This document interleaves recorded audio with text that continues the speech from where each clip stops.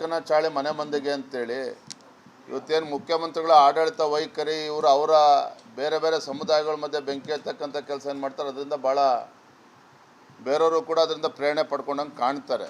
ಅದಕ್ಕೆ ಉತ್ತರ ಕೊಡ್ತಾರೆ. ಅದಕ್ಕೆ ಹೇಳೋಣ ಬೇರೆ ಬೇರೆ ಉದ್ಯೋಗ ಕೊಡಬೇಕಾದ ಸರ್ಕಾರ ಉದ್ಯೋಗ ಮೇಳಗಳನ್ನ ಮಾಡ್ತಾ ಇದೆ.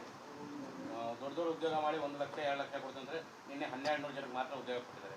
ಸರ್ಕಾರ ಏನು ಮಾಡೋಕೆ ಹೊರಟಿದೆ? ಸರ್ಕಾರದ ಉದ್ಯೋಗ ತುಂಬ ಕೇಳಬೇಕು.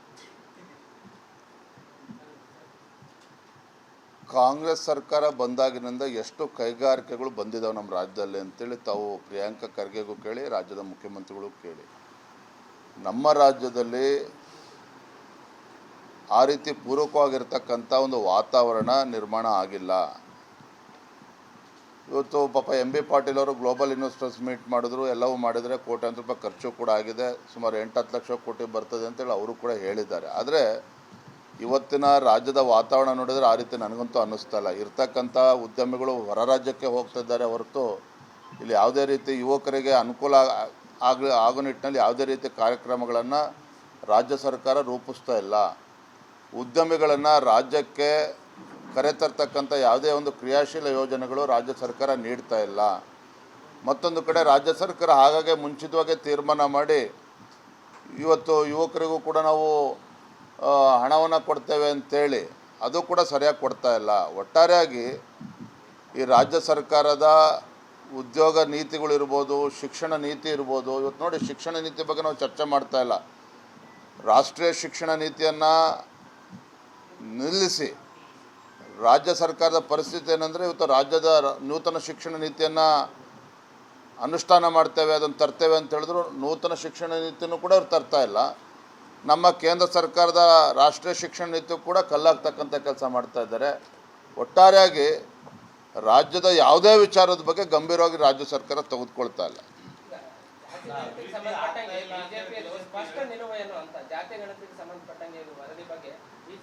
ಫಸ್ಟು ರಾಜ್ಯ ಸರ್ಕಾರದವರು ಮುಖ್ಯಮಂತ್ರಿಗಳು ಸಿದ್ದರಾಮಯ್ಯನವರು ಇದು ಕೈ ಹಾಕಿರೋದು, ಅವ್ರ ನಿಲುವೇ ಸ್ಪಷ್ಟ ಆಗಿಲ್ಲ.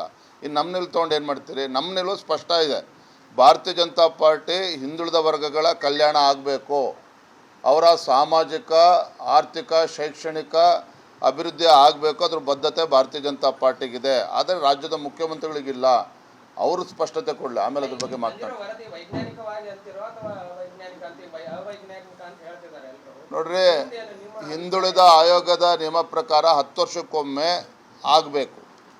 ಆರ್ಥಿಕ, ಶೈಕ್ಷಣಿಕ, ಸಾಮಾಜಿಕವಾಗಿರ್ತಕ್ಕಂಥ ಒಂದು ಸರ್ವೆ ಆಗಬೇಕು ಅನ್ನೋದಿದೆ. ಇದೇ ಸಿದ್ದರಾಮಯ್ಯನವರೇ ಇದನ್ನು ಇನಿಷಿಯೇಟ್ ಮಾಡಿದ್ದು 2013ರಲ್ಲಿ. ಈಗಾಗಲೇ 10 ವರ್ಷ ಕಳೆದಿದೆ. 10 ವರ್ಷಕ್ಕೂ ಈಗ ನೋಡಿ, 10 ವರ್ಷಕ್ಕೊಮ್ಮೆ ಆಗಬೇಕು ಅಂದಾಗ ಈಗ ಯಾಕೆ ಅವಸರ? ಇವತ್ತು ನೆನ್ನೆ ನನ್ನ ಪತ್ರಿಕೆ ನೋಡ್ತಾಯಿದ್ದೆ, ಜೈನ್ ಸಮುದಾಯದ ಗುರುಗಳು ಇವತ್ತು ಈ ರೀತಿ ನಮಗೆ ಅನ್ಯಾಯ ಆಗ್ತಾಯಿದೆ ಅಂತ ಹೇಳ್ತಾ ಇದ್ದಾರೆ. ಈಡಿಗ ಸಮುದಾಯದವರು ಕೂಡ ಇವತ್ತು ಸ್ವಾಮೀಜಿಗಳು ಮಾತನಾಡಿದ್ದಾರೆ, ಮಡಿವಾಳ ಸ್ವಾಮೀಜಿಗಳು ಮಾತನಾಡಿದ್ದಾರೆ, ಬೇರೆ ಬೇರೆ ಹಿಂದುಳಿದ ಸಮುದಾಯಗಳ ಇವತ್ತು ಮುಖಂಡರು ಮಾತನಾಡ್ತಾ ಇದ್ದಾರೆ. ಕೋಳಿ ಸಮಾಜಕ್ಕೆ ಅನ್ಯಾಯ ಆಗಿದೆ ಅಂತ ಹೇಳ್ತಾ ಇದ್ದಾರೆ. ಯಾರಿಗೆ ನ್ಯಾಯ ಕೂಡ ಕೊಟ್ಟಿದ್ದಾರೆ ಆಗ ರಾಜ್ಯದ ಮುಖ್ಯಮಂತ್ರಿಗಳು? ಹಾಗಾಗಿ ಗೊಂದಲದಿಂದನೇ ನಿನ್ನೆ ಕ್ಯಾಬಿನೆಟಲ್ಲಿ ತೀರ್ಮಾನ ಮಾಡೋದಕ್ಕಾಗಿಲ್ಲ ಅವ್ರ ಕೈಯಲ್ಲಿ.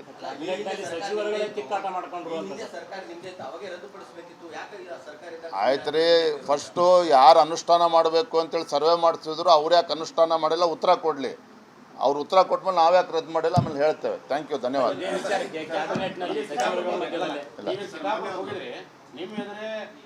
ಕೆಲವೊಬ್ಬರು ಬಂದು ನಿಮ್ಮ ಧಿಕ್ಕಾರಕ್ಕೆ ಹೋಗಿ ನಿಮ್ಮನ್ನು ಮತ್ತು ಪ್ರತಿಪಕ್ಷ ನಾಯಕರನ್ನು ಸೈಟ್ ನೋಡೋಕೆ ಏನು ಭಾಳ ಮನಸ್ಸು ಹೆಚ್ಕೊಂಡಿದ್ದೀರಿ. ಆ ಥರ ಮನಸ್ಸು ಹೆಚ್ಕೋಬೇಡಿ. ಕೇಳಣಲೆ ಈ ರೀತಿ ಗೊಡ್ಡು ಬೆದರಿಕೆಗೆ ಹೆದರ್ಕೊಳ್ತಕ್ಕಂಥ ವ್ಯಕ್ತಿ ವಿಜೇಂದ್ರ ಯಡಿಯೂರಪ್ಪ ಅಲ್ಲ. ಇದನ್ನ ಏನು, ಅಯ್ಯೋ ಸ್ವಾಮಿ, ನಂದು ಕಾರ್ಯಕ್ರಮ ಇದೆ, ಅದ್ರ ಹಗರಣ ಎಲ್ಲಿಗೆ ತಗೊಂಡು ಹ್ಞೂ ರೀ ಸ್ವಾಮಿ, ಅದನ್ನೇ ಹೇಳ್ತಾ ಇರೋದು. ಕೇಳ್ರಿ ಇಲ್ಲಿ ಭಾಗ, ಕೇಳ್ರಿ ಇಲ್ಲಿ, ಅದು ಒಂದು ಭಾಗ ಅಂತಲೇ. ಬೆಳಗ್ಗೆ ನಾವು ರಾತ್ರಿ 1 ಗಂಟೆಗೆ ಬಂದರೂ ಕೂಡ 7 ಗಂಟೆಗೆ ಎದ್ದು ಅಲ್ಲಿಗೆ ಹೋಗಿದ್ದೇವೆ, ವಿಸಿಟ್ ಮಾಡಿದ್ದೇವೆ. ಸಬ್ಜೆಕ್ಟ್ ಏನು ಅಂತ ಅರ್ಥ ಆಗಿದೆ. ನಾನು ಕೂಡ ಇದನ್ನ ತಾರ್ಕಿಕ ಹಂತಕ್ಕೆ ತೆಗೆದುಕೊಂಡು ಹೋಗಬೇಕು. ಬೆಂಗಳೂರು ಹೋದ್ಮೇಲೆ ಇದ್ರ ಬಗ್ಗೆ ಕ್ರಮ ಕೊಡ್ತೇವೆ. ಇರ್ತಾರಪ್ಪ, ಅಲ್ಲ ಯಾರಣ್ಣ ಗಾಡಿ ಬಿಟ್ಟಿಲ್ಲ. ಯಾರು ಇವತ್ತು ಬಿಡಲಿಲ್ವಾ? ಈ ರೀತಿ ದಬ್ಬಾಳಿಕೆಗಳು ನಡೀತಾ ಇದೆ. ನಮ್ಮ ಮುಖಂಡರು ಕೂಡ ಅದು ನಮ್ಮ ಗಮನಕ್ಕೆ ತಂದಿದ್ದಾರೆ. ಯಾರು ಮಾತಾಡಬೇಕು? ಈಗ ಸಭೆಯಲ್ಲಿ ಮಾತಾಡ್ತೀವಿ. ನಿಮ್ಮ ನೋವು ಅರ್ಥ ಆಗ್ತದೆ. ನಿಮ್ಮ ನೋವು ಅರ್ಥ ಆಗ್ತದೆ. ಈ ಭಾಗದ ಜನರು ಅಲ್ಲಪ್ಪ, ನಿಮಿಷ ತಡೆಯೋಣ, ಒಂದು ನಿಮಿಷ ತಡಿಯಪ್ಪ. ಇಲ್ಲಿ ನಿಮ್ಮ ನೋವು ಅಂತ ಹೇಳಿದ್ರೆ ಈ ಭಾಗದ ಜನರು ಅನುಭವಿಸ್ತಾ ಇರ್ತಕ್ಕಂಥ ನೋವನ್ನು ಯಾರು ಜನರು ಮುಂದೆ ತರಬೇಕು? ಸರ್ಕಾರದ ಗಮನಕ್ಕೆ ಯಾರು ತರಬೇಕು? ಪತ್ರಕರ್ತರು ನೀವು ಪ್ರಾಮಾಣಿಕವಾಗಿ ತಂದಿದ್ದೀರಿ. ಹಾಗಾಗಿ ನಾವು ಕೂಡ ಬೆಳಗ್ಗೆ ಭೇಟಿಯನ್ನು ಕೊಟ್ಟು ಬಂದಿದ್ದೇವೆ. ಇದನ್ನು ಮುಂದೆ ಯಾವ ರೀತಿ ತುದಿ ಮುಟ್ಟಿಸ್ಬೇಕು ನಾವೆಲ್ಲ ಮುಖಂಡರು ಚರ್ಚೆ ಮಾಡಿ ನಾವು ಪ್ರಮುಖರು ಚರ್ಚೆ ಮಾಡ್ತದೆ. ಸಬ್ಜೆಕ್ಟ್ ಅರ್ಥ ಆಗಿದೆ ಅಣ್ಣ, ನಂಗೆ ಅರ್ಥ ಆಗಿದೆ. ತುದಿ ಮುಟ್ಟಿಸ್ತೀವಿ. Thank you. ಬೆಕ್ಕನ ಚಾಳಿ ಮನೆ ಮಂದಿಗೆ ಅಂತೇಳಿ ಇವತ್ತೇನು ಮುಖ್ಯಮಂತ್ರಿಗಳ ಆಡಳಿತ ವೈಖರಿ ಇವರು ಅವರ ಬೇರೆ ಬೇರೆ ಸಮುದಾಯಗಳ ಮಧ್ಯೆ ಬೆಂಕಿ ಹತ್ತಕ್ಕಂಥ ಕೆಲಸ ಏನು ಮಾಡ್ತಾರೆ, ಅದರಿಂದ ಭಾಳ ಬೇರೆಯವರು ಕೂಡ ಅದರಿಂದ ಪ್ರೇರಣೆ ಪಡ್ಕೊಂಡಂಗೆ ಕಾಣ್ತಾರೆ. ಅದಕ್ಕೆ ಉತ್ತರ ಕೊಡ್ತೇವೆ. ಅದಕ್ಕೆ ಹೇಳೋಣ ಬೇರೆ ಬೇರೆ ಉದ್ಯೋಗ ಕೊಡಬೇಕಾದ ಸರ್ಕಾರ ಉದ್ಯೋಗ ಮೇಳಗಳನ್ನ ಮಾಡ್ತಾ ಇದೆ. ದೊಡ್ಡ ಉದ್ಯೋಗ ಮಾಡಿ 1 ಲಕ್ಷ 2 ಲಕ್ಷ ಕೊಡ್ತಂದ್ರೆ ನಿನ್ನೆ 1200 ಜನಕ್ಕೆ ಮಾತ್ರ ಉದ್ಯೋಗ ಕೊಟ್ಟಿದ್ದಾರೆ. ಸರ್ಕಾರ ಏನು ಮಾಡೋಕೆ ಕೊಟ್ಟಿದೆ? ಸರ್ಕಾರದ ಉದ್ಯೋಗ ತುಂಬ ಕೇಳಿದ್ರು. ಕಾಂಗ್ರೆಸ್ ಸರ್ಕಾರ ಬಂದಾಗಿನಿಂದ ಎಷ್ಟು ಕೈಗಾರಿಕೆಗಳು ಬಂದಿದ್ದಾವೆ ನಮ್ಮ ರಾಜ್ಯದಲ್ಲಿ ಅಂತೇಳಿ ತಾವು ಪ್ರಿಯಾಂಕಾ ಖರ್ಗೆಗೂ ಕೇಳಿ, ರಾಜ್ಯದ ಮುಖ್ಯಮಂತ್ರಿಗಳು ಕೇಳಿ. ನಮ್ಮ ರಾಜ್ಯದಲ್ಲಿ ಆ ರೀತಿ ಪೂರಕವಾಗಿರ್ತಕ್ಕಂಥ ಒಂದು ವಾತಾವರಣ ನಿರ್ಮಾಣ ಆಗಿಲ್ಲ. ಇವತ್ತು ಪಾಪ ಎಂ ಬಿ ಪಾಟೀಲ್ ಅವರು ಗ್ಲೋಬಲ್ ಇನ್ವೆಸ್ಟರ್ಸ್ ಮೀಟ್ ಮಾಡಿದ್ರು, ಎಲ್ಲವೂ ಮಾಡಿದರೆ ಕೋಟ್ಯಾಂತರ ರೂಪಾಯಿ ಖರ್ಚು ಕೂಡ ಆಗಿದೆ. ಸುಮಾರು 8-10 ಲಕ್ಷ ಕೋಟಿ ಬರ್ತದೆ ಅಂತೇಳಿ ಅವರು ಕೂಡ ಹೇಳಿದ್ದಾರೆ. ಆದರೆ ಇವತ್ತಿನ ರಾಜ್ಯದ ವಾತಾವರಣ ನೋಡಿದರೆ ಆ ರೀತಿ ನನಗಂತೂ ಅನ್ನಿಸ್ತಾ ಇಲ್ಲ. ಇರ್ತಕ್ಕಂಥ ಉದ್ಯಮಿಗಳು ಹೊರ ರಾಜ್ಯಕ್ಕೆ ಹೋಗ್ತಿದ್ದಾರೆ ಹೊರತು ಇಲ್ಲಿ ಯಾವುದೇ ರೀತಿ ಯುವಕರಿಗೆ ಅನುಕೂಲ ಆಗೋ ನಿಟ್ಟಿನಲ್ಲಿ ಯಾವುದೇ ರೀತಿ ಕಾರ್ಯಕ್ರಮಗಳನ್ನು ರಾಜ್ಯ ಸರ್ಕಾರ ರೂಪಿಸ್ತಾ ಇಲ್ಲ. ಉದ್ಯಮಿಗಳನ್ನು ರಾಜ್ಯಕ್ಕೆ ಕರೆತರ್ತಕ್ಕಂಥ ಯಾವುದೇ ಒಂದು ಕ್ರಿಯಾಶೀಲ ಯೋಜನೆಗಳು ರಾಜ್ಯ ಸರ್ಕಾರ ನೀಡ್ತಾ ಇಲ್ಲ. ಮತ್ತೊಂದು ಕಡೆ ರಾಜ್ಯ ಸರ್ಕಾರ ಹಾಗಾಗಿ ಮುಂಚಿತವಾಗಿ ತೀರ್ಮಾನ ಮಾಡಿ ಇವತ್ತು ಯುವಕರಿಗೂ ಕೂಡ ನಾವು ಹಣವನ್ನು ಕೊಡ್ತೇವೆ ಅಂತೇಳಿ ಅದು ಕೂಡ ಸರಿಯಾಗಿ ಕೊಡ್ತಾ ಇಲ್ಲ. ಒಟ್ಟಾರೆಯಾಗಿ ಈ ರಾಜ್ಯ ಸರ್ಕಾರದ ಉದ್ಯೋಗ ನೀತಿಗಳಿರ್ಬೋದು, ಶಿಕ್ಷಣ ನೀತಿ ಇರ್ಬೋದು. ಇವತ್ತು ನೋಡಿ, ಶಿಕ್ಷಣ ನೀತಿ ಬಗ್ಗೆ ನಾವು ಚರ್ಚೆ ಮಾಡ್ತಾ ಇಲ್ಲ. ರಾಷ್ಟ್ರೀಯ ಶಿಕ್ಷಣ ನೀತಿಯನ್ನು ನಿಲ್ಲಿಸಿ ರಾಜ್ಯ ಸರ್ಕಾರದ ಪರಿಸ್ಥಿತಿ ಏನಂದರೆ, ಇವತ್ತು ರಾಜ್ಯದ ನೂತನ ಶಿಕ್ಷಣ ನೀತಿಯನ್ನು ಅನುಷ್ಠಾನ ಮಾಡ್ತೇವೆ, ಅದನ್ನು ತರ್ತೇವೆ ಅಂತ ಹೇಳಿದ್ರು ನೂತನ ಶಿಕ್ಷಣ ನೀತಿಯನ್ನು ಕೂಡ ಅವ್ರು ತರ್ತಾ ಇಲ್ಲ. ನಮ್ಮ ಕೇಂದ್ರ ಸರ್ಕಾರದ ರಾಷ್ಟ್ರೀಯ ಶಿಕ್ಷಣ ನೀತಿ ಕೂಡ ಕಲ್ಲಾಗ್ತಕ್ಕಂಥ ಕೆಲಸ ಮಾಡ್ತಾ ಇದ್ದಾರೆ. ಒಟ್ಟಾರೆಯಾಗಿ ರಾಜ್ಯದ ಯಾವುದೇ ವಿಚಾರದ ಬಗ್ಗೆ ಗಂಭೀರವಾಗಿ ರಾಜ್ಯ ಸರ್ಕಾರ ತೆಗೆದುಕೊಳ್ತಾ ಇಲ್ಲ.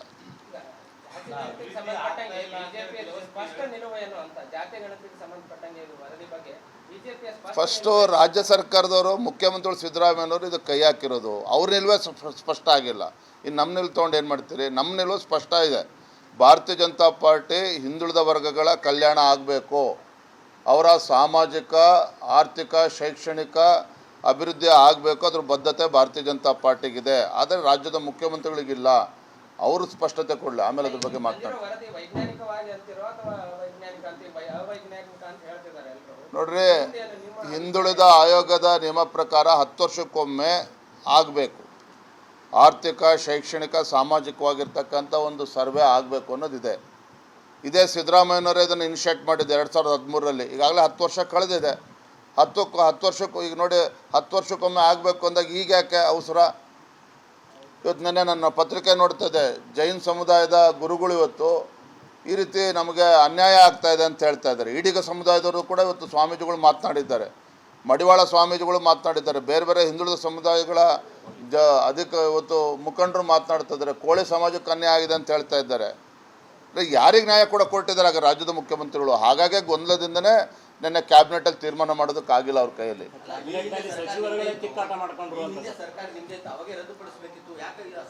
ಆಯ್ತು ರೀ, ಫಸ್ಟು ಯಾರು ಅನುಷ್ಠಾನ ಮಾಡಬೇಕು ಅಂತೇಳಿ ಸರ್ವೆ ಮಾಡಿಸಿದ್ರು, ಅವ್ರು ಯಾಕೆ ಅನುಷ್ಠಾನ ಮಾಡಿಲ್ಲ ಉತ್ತರ ಕೊಡಲಿ.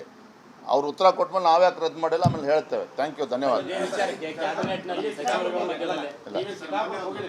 ನಿಮ್ಮ ಎದುರೇ ಕೆಲವೊಬ್ಬರು ಬಂದು ನಿಮ್ಮರು ಧಿಕ್ಕಾರಕ್ಕೆ ಹೋಗಿ ನಿಮ್ಮನ್ನು ಮತ್ತು ಪ್ರತಿಪಕ್ಷ ನಾಯಕರನ್ನು ಸೈಟ್ ನೋಡೋಕೆ ಕೂಡ ಈ ರೀ ಏನಾಗ್ತಿದೆ ಇಲ್ಲಿ ಏನು ಭಾಳ ಮನಸ್ಸು ಹೆಚ್ಕೊಂಡಿದ್ದೀರಿ, ಆ ಥರ ಮನಸ್ಸು ಹೆಚ್ಕೋಬೇಡಿ.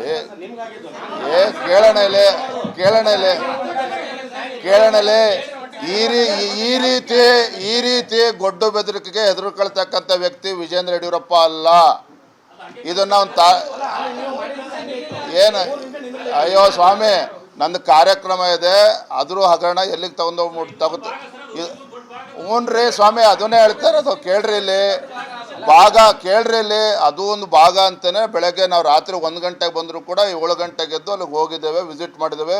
ಸಬ್ಜೆಕ್ಟ್ ಏನು ಅಂತ ಅರ್ಥ ಆಗಿದೆ. ನಾನು ಕೂಡ ಇದನ್ನ ತಾರ್ಕಿಕ ಹಂತಕ್ಕೆ ತೆಗೆದುಕೊಂಡು ಹೋಗ್ಬೇಕು. ಬೆಂಗಳೂರು ಹೋದ್ಮೇಲೆ ಇದ್ರ ಬಗ್ಗೆ ಕ್ರಮ ಕೊಡ್ತೇವೆ. ಇರ್ತಾರಪ್ಪ, ಅಲ್ಲ ಯಾರಣ್ಣ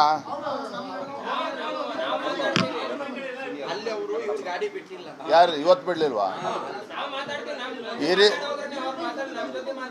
ಈ ರೀತಿ ದಬ್ಬಾಳಿಕೆಗಳು ನಡೀತಾ ಇದೆ. ನಮ್ಮ ಮುಖಂಡರು ಕೂಡ ಅದು ನಮ್ಮ ಗಮನಕ್ಕೆ ತಂದಿದ್ದಾರೆ. ಯಾರು ಮಾತಾಡ್ಬೇಕು?